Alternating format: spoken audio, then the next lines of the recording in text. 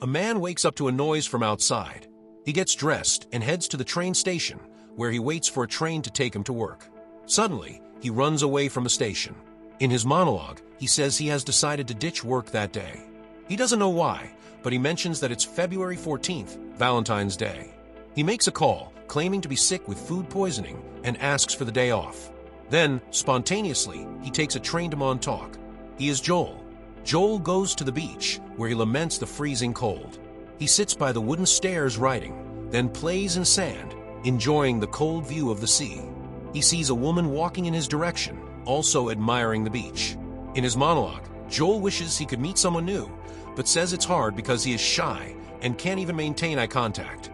He begins to reminisce about and miss his ex-girlfriend, Naomi. At a diner, he sees the same woman again. They sit across from each other. She gives Joel a glance, and he hides his face. In his monologue, he questions why he falls in love with every woman who gives him even the slightest attention. Later, at the train station, Joel spots her again and tries to play it cool.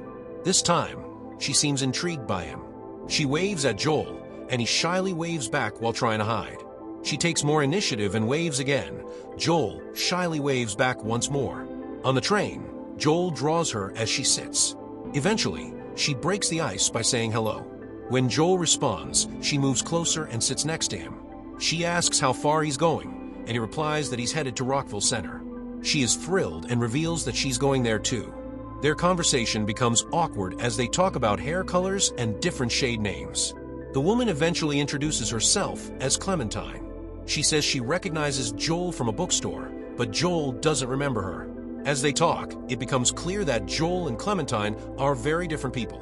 Joel is shy, closed off, and introverted, while Clementine is vibrant, active, and extroverted, with eyes that scream curiosity. Joel mistakenly calls Clementine nice, which doesn't sit well with her. She snaps at him, and awkward silence follows. Eventually, Clementine apologizes, saying she's had a rough day. She moves closer and maintains strong eye contact, every introvert's biggest fear. Joel makes an excuse that he needs to write something, and Clementine takes the hint and gives him space. After arriving at his destination, Joel drives home and notices Clementine walking down the cold street. He offers her a ride, and she happily jumps in. They drive to her house, and after chatting for a while, she invites him in for a drink.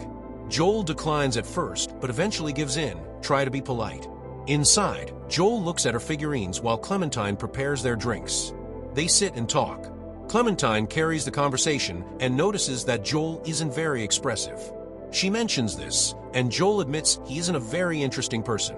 Clementine asks if that makes him sad or anxious, revealing that she sees herself as anxious too because she feels she's not living life to the fullest. She wants to take advantage of every opportunity and not waste a second of the little time she has. Joel says he feels the same way. She boldly declares that she's going to marry him. Joel finds it absurd but plays along. She moves closer and plays with his hands, then invites him on a date. She describes how wonderful it would be, and Joel can't help but agree. Eventually, he regains his composure and says it's late and he should go. Clementine tries to persuade him to stay, but when he declines, she gives him her number and tells him to call her. Wish me a happy Valentine's Day when you call. When Joel gets home, he calls her without hesitation and they talk all night. The next night, they go to an open ice field, lie down, and look at the stars while Joel makes up constellation names. The following morning, Joel drives Clementine home. He stops outside her place and admires her, feeling that this beautiful woman has brought light into his life. He wakes her gently to let her know they've arrived, but Clementine makes an unexpected request. She asks if she can sleep at his place because she's tired. Joel agrees, and Clementine goes inside to grab her toothbrush. Seconds later, a mysterious man approaches Joel's car and knocks on his window. He asks if Joel needs anything and questions what he's doing there. Joel is confused, and without offering a clear explanation, the man walks away. Joel is left puzzled by the strange interaction. The scene shifts to Joel crying as he drives home at night, listening to a sad song that reflects his emotional state. As he walks toward his house, men sitting in a van watch him and whisper to each other.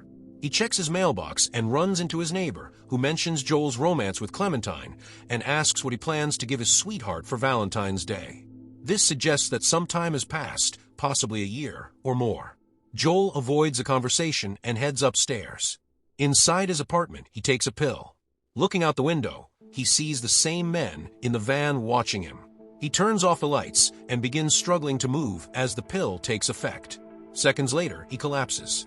The men take this as their cue, exit the van with equipment, and enter Joel's apartment, where they find him unconscious. The story shifts to the past. Joel talks to his friends, Mr. and Mrs. Eakin, about his recent heartbreak. He explains that he and Clementine had been dating steadily. One day he called her, but she didn't answer. With Valentine's Day just 3 days away, he decided to buy her a gift and deliver it in person. However, when he arrived, he was met with a shocking scene. Clementine looked at him as if she had never seen him before. To her, Joel was just another customer. Before he could speak, a man called out to her. She responded affectionately, and they kissed in front of Joel, completely breaking his heart. Back in the present, Joel finishes telling the story. He suggests visiting Clementine at her house, but Mr. Eakin advises against it. After a moment, Mr. Eakin retrieves an envelope from a drawer. His wife objects, but he insists Joel deserves to know the truth. She storms off, and Mr. Eakin hands Joel the envelope. The letter states that Clementine has had Joel erased from her memory and instructs Mr. and Mrs. Eakin never to mention their relationship to her again. Joel demands an explanation, but Mr. Eakin admits he knows nothing more.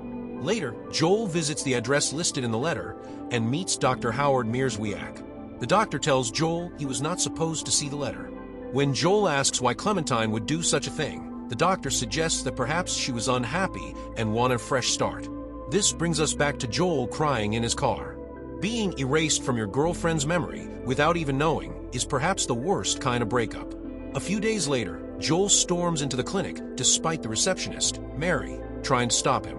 He decides to undergo the same procedure. Dr. Howard explains the process. Joel must gather every item connected to Clementine. Then they will target and erase the core memories associated with her. The next day, Joel brings everything in and the procedure begins. He asks if there will be brain damage, but the doctor assures him there's nothing to worry about. Dr. Howard introduces Joel to Stan Fink, a technician at Lacuna. Stan connects Joel to machines and instructs him to focus on the memories associated with each object. As Joel does this, Stan and Dr. Howard monitor his brain activity. Back at Joel's apartment, Stan and his associate Patrick attach equipment to Joel's head. As they work, they chat. Stan reveals that Mary from the clinic is his girlfriend and says she'll be coming over later. Patrick mentions he has a new girlfriend. When Stan asks who it is, Patrick reveals it's Clementine. He admits he fell in love with her at the clinic and asked her out immediately after her memory erasing procedure.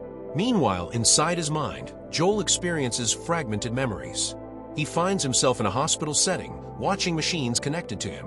He jumps between memories, including the last night he and Clementine were together. Clementine had returned home late from one of their nightly adventures, drunk and exhausted. She apologizes for wrecking his car, and they begin arguing. Clementine accuses Joel of being insecure and suspecting her of sleeping with other men. Joel responds seriously that he knows she does. This enrages Clementine, and she storms off. Joel follows her outside, as strange voices echo in his head. He tries to reason with her, asking her to come back, but she keeps walking away as the memories begin to crumble. Back in reality, Patrick confesses to Stan that he stole one of Clementine's underwear garments, which disgusts Stan. Meanwhile, we are shown another memory of Joel. In this memory, Clementine is admiring a baby. Afterwards, she talks to Joel and says she wants to have a child. Joel, in a less romantic tone, says he doesn't want to discuss it and adds that Clementine wouldn't be a responsible mother. Clementine argues with him. Another memory appears. Joel and Clementine are in the bedroom. Clementine tries to talk to Joel and says she never knows what he's thinking because he doesn't talk much. Joel is a closed book, while Clementine is an open one. Joel responds that sometimes Clementine says unnecessary things and that he doesn't have to respond to everything. This angers her. In another memory, they are at a restaurant. Joel thinks to himself that they've become that struggling couple who can't afford a better place to eat and wonders what others think of them.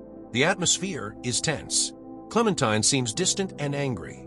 Her words are sharp, and her expression is a mix of anger and sadness. She is growing detached, and Joel doesn't even notice. Back in the real world, Mary arrives and greets Stan. Mary doesn't like Patrick very much, and Patrick points that out. As they talk, Patrick receives a call from Clementine. She sounds depressed over the phone. Meanwhile, in Joel's mind, he is back at the store where his heart was broken. He goes behind the counter and tries to turn the man Clementine was kissing around to see his face, but he can't. This is because Joel never actually saw the man's face in the first place. Back in the apartment, Patrick offers to go comfort Clementine. She agrees, and Patrick gets permission to leave. Patrick refers to Clementine as his tangerine. Just then, in Joel's memory, he sees Clementine with tangerine-colored hair and realizes that Patrick has been talking about and to Clementine this whole time. Patrick goes to Clementine. When he asks what's wrong, she says she doesn't know. She feels like she's disappearing, as if a huge piece of information is missing, but she can't figure out what it is. Patrick hugs her and tells her everything is fine, but she still feels that something is off. Suddenly, she suggests going to Montauk but changes her mind and proposes going to the icy field instead, saying it will make her feel better. Meanwhile, Stan and Mary begin fooling around in Joel's bedroom. Patrick calls Stan to inform him that he won't be available, and Stan tells him to take his time. Patrick goes through his bag and takes out Joel's belongings, his books, drawings, and even the gift Joel bought for Clementine. He gives her the gift box as if he purchased it himself and wishes her a happy Valentine's Day. Clementine loves it, saying no one has ever bought her jewelry before. Patrick kisses her cheek and they head out. Inside Joel's mind, he relives his happiest memories. He remembers the moment Clementine shared her deepest insecurity, how she felt ugly growing up, and how he reassured her. He remembers their time on the ice. Just as he begins to fall in love with her all over again, Clementine is pulled away, signaling that the memory wipe is nearing completion. Joel begs to keep his memories of Clementine, but no one can hear him. He finds her, grabs her hand, and they run as he desperately tries to hold onto her memory. They reach the train station, and as he runs, the people around him begin to disappear one by one. Meanwhile, Patrick and Clementine are on the icy field. Patrick repeats Joel's old words to her. "I could die right now, Clem. I've never felt that before. This is exactly where I want to be." He is trying to imitate Joel and win her over. Clementine immediately stands up after hearing those words and begins walking home. Inside Joel's mind, he finally speaks to Clementine and apologizes. She apologizes as well for erasing him, hinting at her impulsive nature. She tells him to wake up. Joel thinks it's impossible, but he tries, and it works. He realizes he was awake, but unable to move. Clementine suggests that Joel hide her somewhere Stan can't find her. Joel thinks of his childhood home. He starts singing, and slowly the memory transforms, bringing in rain from his childhood. The trick works, and he pulls Clementine into his childhood memory.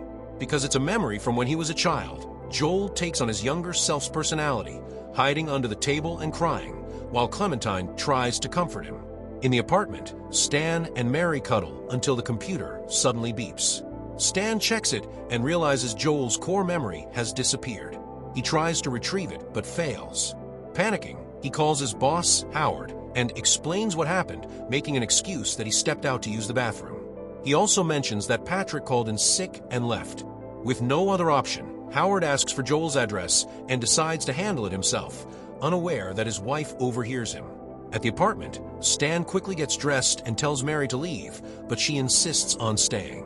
Mary has a crush on Howard and ignores Stan's pleas. Howard arrives and takes over.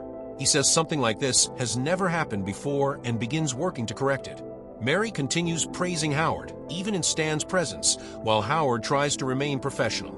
Inside Joel's mind, he keeps jumping between memories to hide Clementine, even his most embarrassing ones, but Howard continues tracking and erasing her. The cycle repeats as Joel keeps running. Back in the apartment, Stan steps outside for fresh air. While he's gone, Mary starts talking to Howard about books she's read and quotes the ones she loves. Howard engages in the conversation. Gathering courage, Mary suddenly kisses him. Shocked, she apologizes, but Howard tells her it's okay. He tries to explain that this relationship can't happen because he has a wife and children. However, the moment intensifies, and he gives in.